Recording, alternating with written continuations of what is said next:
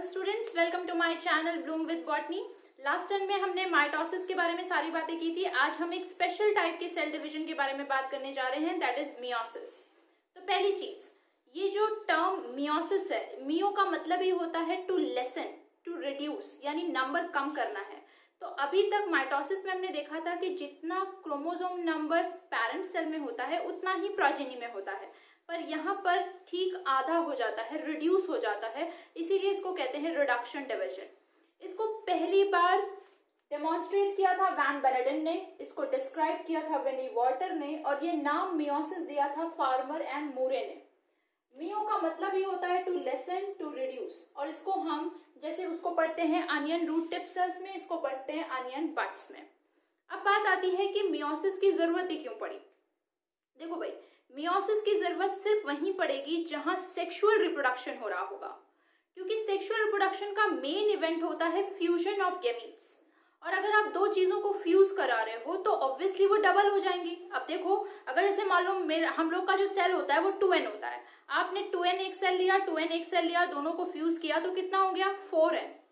Next generation में 4n को fuse किया तो कितना हो गया 8n।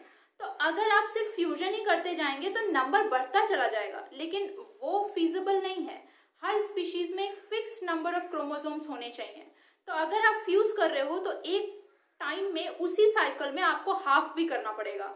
अब चाहे फ्यूज कराने के बाद हाफ कर दो या हाफ कराने के बाद फ्यूज कर दो, तो दोनों तरीकों से मियोसिस का काम होता है, लेकिन ये तभी होगा जब ऑर्गेनिज्म सेक्सुअल रिप्रोडक्शन कर रहा होगा। अब जैसे मान लो हैप्लॉन्टिक ऑर्गेनिज्म है, यानी ऑर्गेनिज्म ही हैप्लॉइड है, मेन बॉडी हैप्लॉइड है, जैसे फंजाई होते हैं, तो उन्होंने गैमीट्स बनाए, haploid gamete, haploid organism, N. तो सेम टाइप का सेल बनाना है, कौन सा डिवीजन होगा, माइटोसिस। लेकिन जब गैमीट फ्यूज हो गए तो क्या हो गया 2n जाइगोट। ये 2n डायरेक्टली अगर फंजाई बनेगा तो फंजाई तो हैप्लॉइड होता है, तो इस 2n को क्या करना पड़ेगा, reduction division, that is meiosis. उसको कहते हैं जाइगोटिक मियोसिस। लेकिन जैसे हम लोग हैं, मैमल्स हैं, ह्यूमंस हैं, तो यहाँ पर क्या हो रहा है, हम डिप्लॉइड है और गैमीट इज ऑलवेज हैप्लॉइड। तो एक डिप्लॉइड सेल को हैप्लॉइड चीज बनानी है तो क्या करना पड़ेगा, हाफ करना पड़ेगा, डिप्लॉइड से आधा हैप्लॉइड, तो फिर करना पड़ेगा रिडक्शन डिवीजन। तो यहाँ गैमीटिक मियोसिस होती है।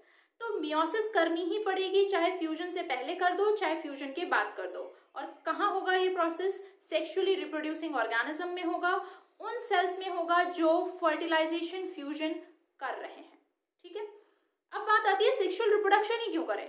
तो आप सबको पता है कि रिप्रोडक्शन बेसिकली 2 टाइप का होता है। रिप्रोडक्शन का सिग्निफिकेंस होता है स्पीशीज की कंटिन्यूटी मेंटेन करना, वरना स्पीशीज एक्सटिंक्ट हो जाएगी।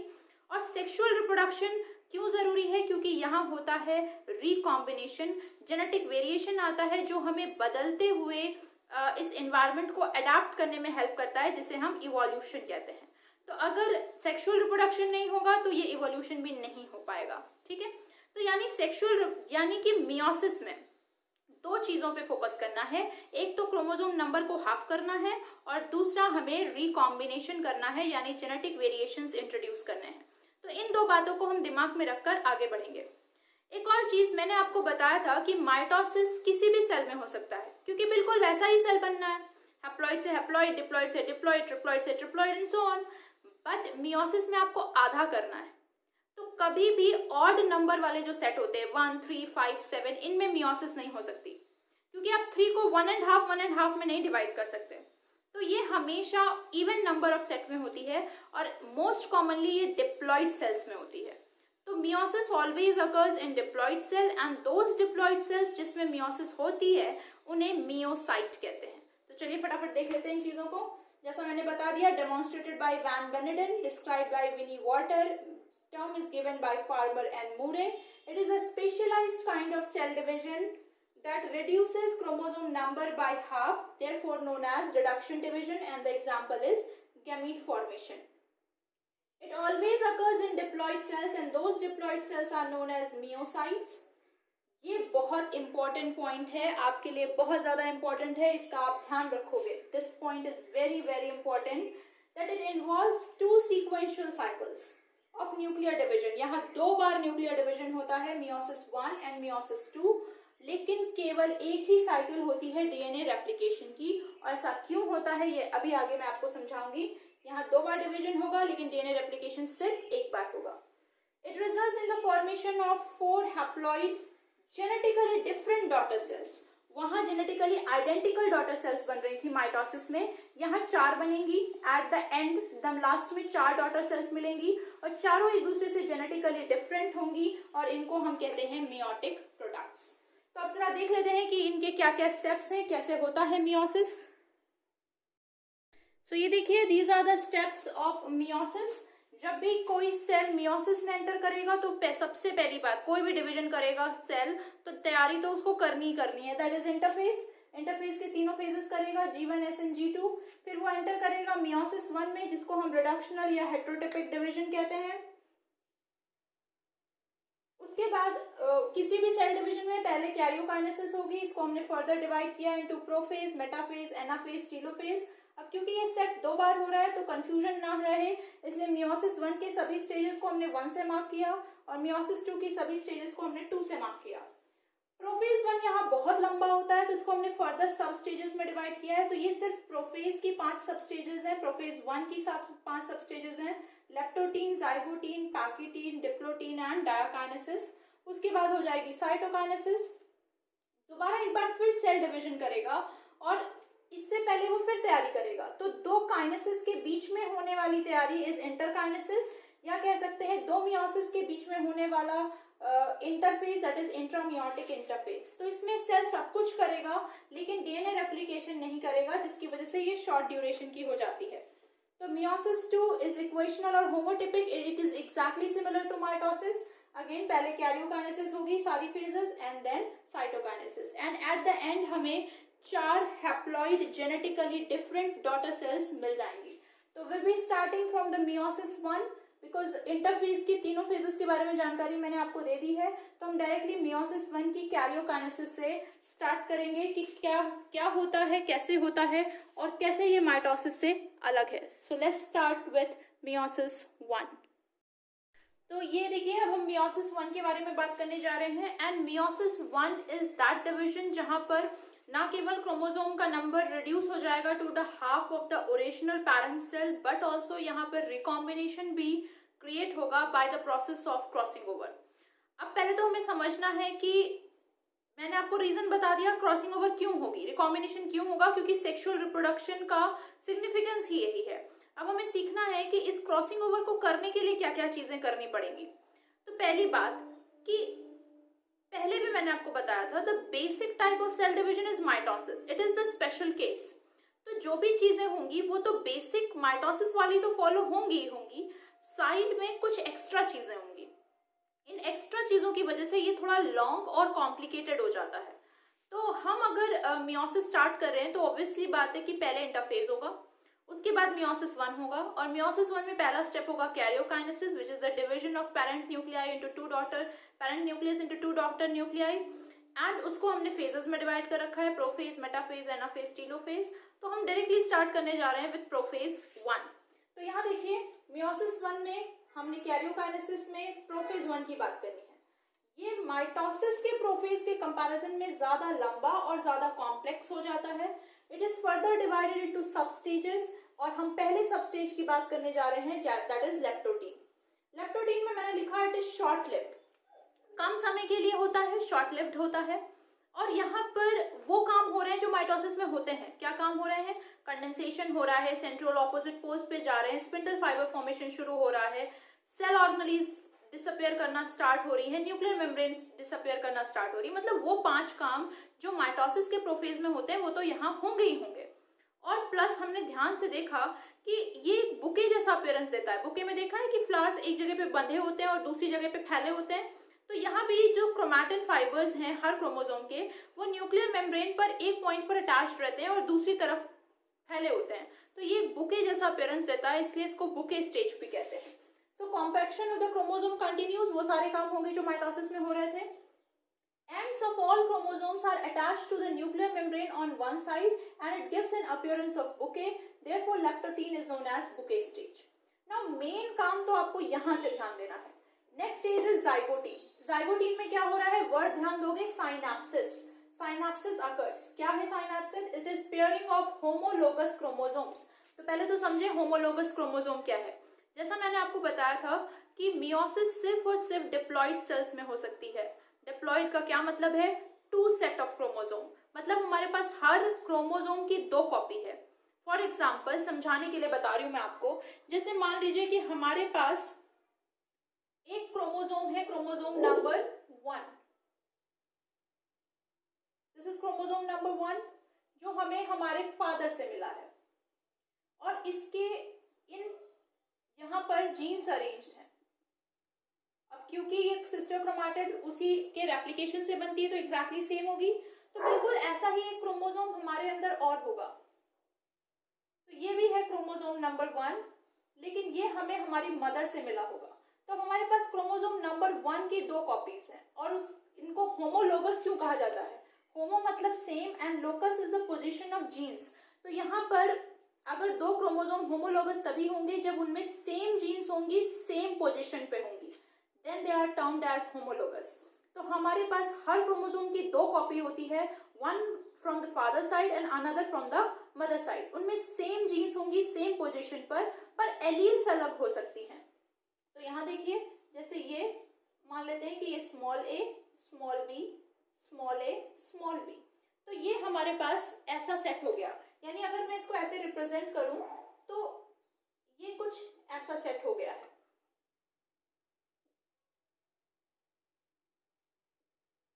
ठीक है।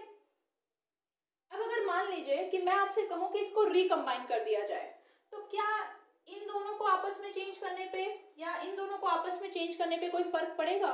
या इसको हम और सिंप्लीफाई करके देखते हैं, हम सिर्फ एक ही जीन को लेते हैं। मान लेते हैं मैं सिर्फ आपको ए के रिस्पेक्ट में बता रही हूँ ताकि हम और बढ़िया से समझ सके। मान लो कि मैंने सिर्फ ए ले लिया, इसका ए और इसका ए, ठीक, ये हमारे पास है। अब मैं कहूँ कि इसमें रिकॉम्बिनेशन कर दो, कुछ चेंज कर दो, तो चेंज कैसे करोगे? अगर इनको आपस में चेंज करोगे या इनको आपस में चेंज करोगे तो कोई फर्क पड़ेगा? ऑब्वियसली नहीं। यानी सिस्टर क्रोमैटिड्स को आपस में चेंज करने से कोई फर्क नहीं पड़ता, बिकॉज सिस्टर क्रोमैटिड तो एक दूसरे की एग्जैक्ट कॉपीज हैं, उनमें तो वही चीज है।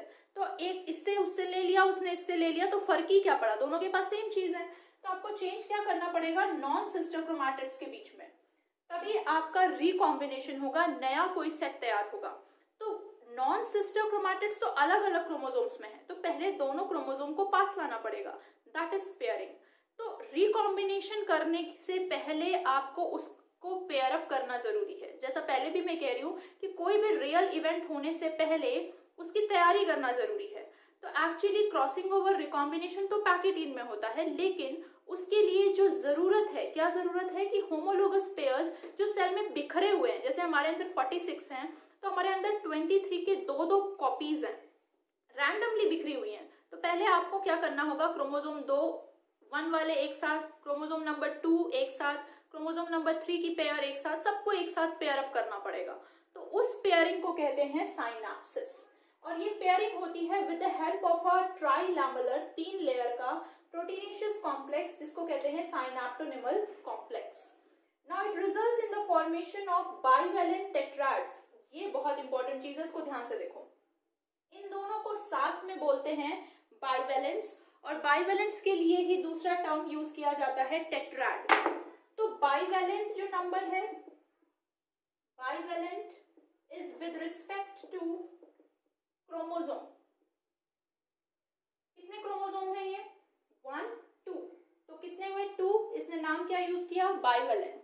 लेकिन tetrads is with respect to chromatids. हर क्रोमोसोम में कितनी क्रोमैटिड्स हैं? 4। सो 1 2 3 4, तो कितना हो गया? टेट्राड। सो बाइवेलेंट और टेट्राड और pair are same words, these all are same. तो इस क्वेश्चन में बच्चे बहुत गलती करते हैं। जैसे अगर मैं कहूं कि अगर किसी सेल में 30 क्रोमोसोम है, 30, टोटल क्रोमोसोम का नंबर कितना है? 30, तो उसमें कितने बाइवेलेंट्स बनाओगे? बाइवेलेंट का मतलब क्या है? पेयर। तो कितने पेयर बना सकते हैं 30 में? 15, तो 15 बाइवेलेंट टेट्राड्स बनेंगे। अब कंफ्यूजन कहाँ होती है कि चलो बाइवेलेंट तो समझ में आता है 2 है, टेट्राड में दिक्कत हो जाती है। तो बेटा टेट्राड नाम क्रोमैटिड के रिस्पेक्ट में है। अगर मैं कहूँ कि किसी सेल में ह्यूमन का सेल ले लेते, 46 क्रोमोसोम है, कितने टेट्राड बनेंगे? तो उसको 4 से मत डिवाइड कर देना, टेट्राड का मतलब भी पेयर ही होता है। केवल टेट्राड नाम इसलिए दे दिया गया है क्योंकि वहां हम क्रोमैटिड के रिस्पेक्ट में बताते हैं, अदरवाइज टेट्राड का मतलब भी पेयर ही है। तो अगर 46 क्रोमोसोम्स हैं टोटल, कितने टेट्राड बनेंगे? 23 टेट्राड्स बनेंगे। तो बाइवेलेंस और टेट्राड्स और पेयर्स आर सेम टर्म, और इनको क्यों बनाया गया? Just for the crossing over और रिकॉम्बिनेशन, जो कि नेक्स्ट फेज में होगा, that is pachytene. So these are the two sub stages, पहला लेप्टोतीन एंड दूसरा zygotene. Next now will talk about the third sub stage, that is pachytene. अब हम बात करने जा रहे हैं नेक्स्ट स्टेज की, दैट इज पैकेटीन। और पैकेटीन में क्या होना है? मेन काम होना है, that is crossing over. And I have told you that crossing over is the exchange of genetic segments between non sister chromatids of homologous chromosome. तो नॉन सिस्टर क्यों चूज किया? मैंने आपको भी बताया कि अगर सिस्टर के बीच में चेंज होगा तो फर्क ही नहीं पड़ेगा। होमोलोगस क्रोमोसोम्स को क्यों चूज कर रहे हैं? क्योंकि अगर आपने नॉन होमोलोगस क्रोमोसोम के बीच में ये एक्सचेंज कराया तो फिर वो रिकॉम्बिनेशन नहीं होगा, वो म्यूटेशन हो जाएगा। भाई क्रोमोसोम नंबर 1 को अगर आपने 3 के साथ एक्सचेंज कर दिया सेगमेंट्स को, तो उन दोनों में सीक्वेंस ऑफ जीन्स ही अलग है, तो फिर वो रिकॉम्बिनेशन नहीं है, वो पूरा म्यूटेशन है, वो अलाउड नहीं है। तो होमोलोगस क्रोमोसोम के नॉन सिस्टर क्रोमैटिड्स के बीच में ही एक्सचेंज होना चाहिए। और एक्सचेंज होता कैसे है? जैसे मान लीजिए कि ये दो होमोलोगस क्रोमोसोम्स की नॉन सिस्टर क्रोमैटिड्स हैं, और अब हमको एक्सचेंज करना है, तो हम क्या करेंगे? कट लगाएंगे। कट किया, और कट लगाने और जोड़ने का काम कौन करेगा? एक एंजाइम करेगा, and that enzyme is known as recombinase. और वो क्या करेगा? काटेगा और जोड़ेगा, इसका सेगमेंट इसमें जोड़ देगा और इसका सेगमेंट इसमें जोड़ देगा। तो ये हो गया ना, नया सेट तैयार हो गया, नया रिकॉम्बाइन कर दिया हमने, जो मेरे पास ऑलरेडी एग्जिस्टिंग था उससे कुछ नया बना दिया। तो वही हमको करना है। हमको क्या करना है? सेगमेंट को एक्सचेंज करना है, और इस सेगमेंट को एक्सचेंज करने के लिए दोनों इस तरह से क्रॉस करते हैं, और इसका सेगमेंट इसमें लग जाता है, इसका सेगमेंट इसमें लग जाता है, और नया एक कॉम्बिनेशन तैयार हो जाता है। ठीक है। और जब ये काम हो रहा होता है तो एक नॉड्यूल तैयार होता है जिसे रिकॉम्बिनेशन नॉड्यूल कहते हैं, और एक एक्स शेप का स्ट्रक्चर फॉर्म होता है जिसे कायस्मेटा कहते हैं। एक बात और ध्यान देना, since it is an ongoing process, तो मैंने पहले भी आपको माइटोसिस पढ़ाते वक्त भी बताया था कि कोई क्लियर कट डिस्टिंक्शन नहीं होगा फेजेस के बीच में। ये कंटिन्यूअस प्रोसेस है, जो काम जहां शुरू होगा उससे बहुत बढ़िया दिखाई देगा नेक्स्ट फेज में, क्योंकि बढ़ रहा है ना काम आगे। तो पेयरिंग कहाँ शुरू हुई थी? जाइगोटीन में। बहुत बढ़िया कहाँ दिखाई देगी? पैकेटीन में। क्रॉसिंग ओवर कहाँ हुई है? पैकेटीन में। तो बढ़िया एक्स शेप स्ट्रक्चर्स कहाँ दिखाई देंगे? नेक्स्ट स्टेज में। तो जो चीज जहां बनती है उससे बढ़िया दिखाई देती है अगली स्टेज में। तो ये ध्यान रखेंगे कि रिकॉम्बिनेशन नॉड्यूल यहाँ बनता भी है, दिखता भी है, लेकिन कायस्मेटा यहाँ बनता तो है पर दिखता नहीं है, क्योंकि ऊपर लगा होता है साइनेप्टोनिमल कॉम्प्लेक्स। अब यहाँ देखो ध्यान से, ये मैंने बहुत सिंप्लीफाइड डायग्राम बनाने की कोशिश की है, बहुत हॉचपॉच नहीं की है, कुछ एक्स्ट्रा चीज आपको नहीं बताई, क्योंकि नहीं तो फिर डायग्राम समझ नहीं आता है। अब जैसे मैंने यहाँ क्या किया, मैंने 2 क्रोमोसोम ले लिए, ये क्रोमोसोम नंबर 1 की 2 कॉपीज हैं, ठीक है, एंड दिखाने के लिए कि दोनों अलग अलग हैं, एक फादर से एक मदर से, मैंने एक को ब्लैंक रखा है, एक को पूरा कलर्ड कर दिया। अब क्या हो रहा है कि नॉन सिस्टर के बीच में क्रॉसिंग ओवर है। अब देख रहे हो कि ये दोनों सिस्टर हैं, ये दोनों सिस्टर हैं, तो ये और ये क्या हुई? Non sister. तो आप देख रहे हैं एक ब्लैंक और एक कलर्ड के बीच में एक्सचेंज हो रहा है, और एक एक्स शेप का स्ट्रक्चर बन रहा है। This X shape structure is known as chiasmata. ये यहाँ बन तो जाता है पर दिखता नहीं है। अब क्या होगा? एक्सचेंज होने के बाद, आफ्टर एक्सचेंज, आपको ऐसा एक प्रोडक्ट मिलेगा, लेकिन यहाँ नहीं मिलेगा, ये आगे मिलेगा, ऐसा बनेगा, इसलिए मैंने यहाँ रिप्रेजेंट कर दिया। अब आप चारों सिस्टर क्रोमैटिड्स को देखिए, कोई भी एक दूसरे से सिमिलर नहीं है, सब में चेंजेस आ चुके हैं। तो ये 4 different genetically different daughter sales के प्रोडक्शन के लिए रिस्पॉन्सिबल होती हैं। और जरूरी नहीं है क्रॉसिंग ओवर एक ही पॉइंट पे हो, ऑल ओवर द लेंथ कई पॉइंट्स पर हो सकती है। बस just to make the diagram very simple, हमने एक ही पॉइंट पर दिखाया है। ना मैंने आपको साइनेप्टोनिमल कॉम्प्लेक्स बना के दिखाया, ना रिकॉम्बिनेशन नॉड्यूल, क्योंकि वो बहुत ज्यादा कॉम्प्लिकेटेड होता है और आपके काम का नहीं है। तो आपको सिर्फ इतना जानना है कि इस तरीके से प्रोसेस होगा, नॉन सिस्टर क्रोमैटिड्स एक्सचेंज करेंगे और ऐसा एक प्रोडक्ट मिल जाएगा, जो मैंने आपको पेन के कैप से भी समझाया है। तो यहाँ पे क्या हो रहा है? पहला point, chromosome become shorter and thicker, clearly visible at टेट्राड्स। तो ये बात ध्यान रखेंगे कि यहाँ पर क्या हो रहा है, ऑल्दो टेट्राड्स बने थे जाइगोटीन में, बट बढ़िया दिख रहे हैं पैकेटीन में। मेन काम हो रहा है, this is the main point, crossing over occurs, and what is crossing over? Exchange of genetic segments between non-sister chromatids of homologous chromosomes, and the enzyme responsible for it is recombinase. Recombination nodule appear at the site of crossover, जहां crossing over होगी वहां recombination nodule बनेगा भी, दिखाई भी देगा, but एक x shape का स्ट्रक्चर बनेगा जिसे कहते हैं कायस्मेटा, वो यहाँ बनेगा पर दिखाई देगा अगली स्टेज में। तो अब हम अगली स्टेज के बारे में बात कर लेते हैं, that is diplotene.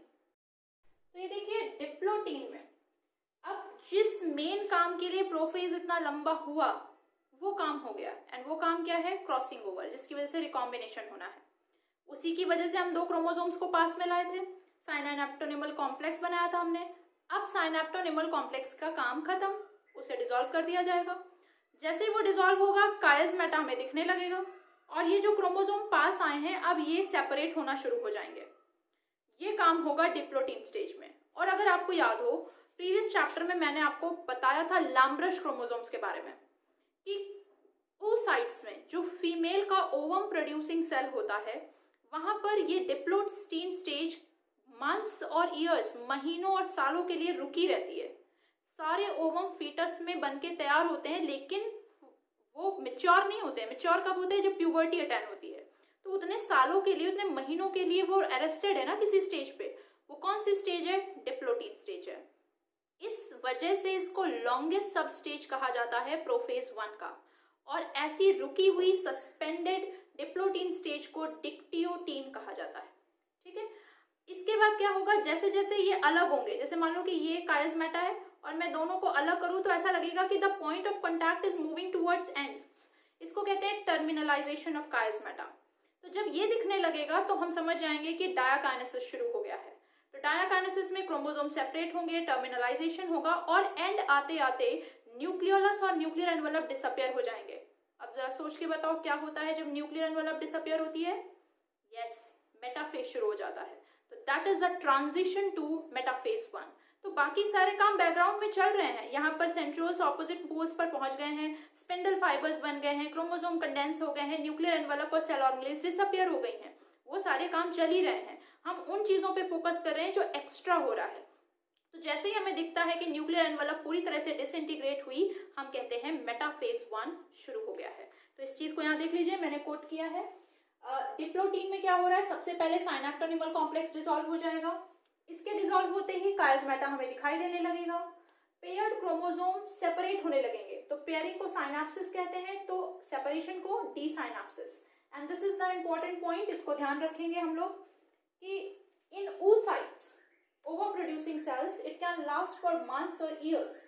Therefore, it is longest stage of prophase 1 and such suspended stage is termed as dictyote.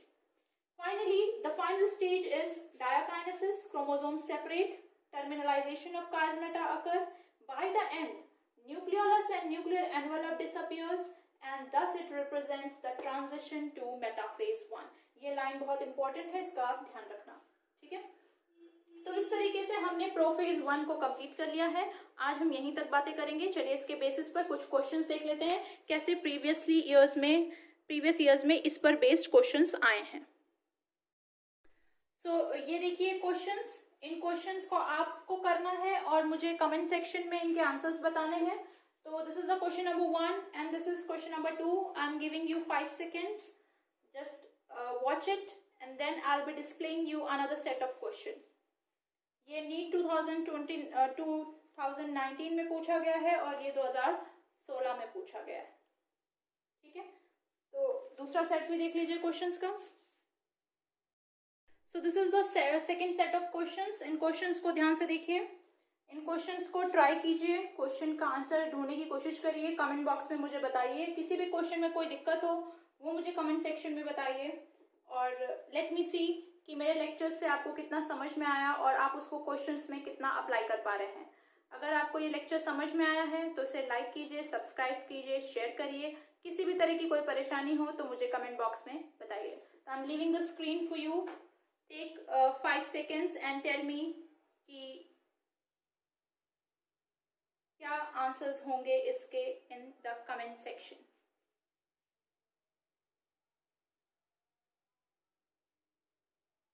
Okay, thank you all of you.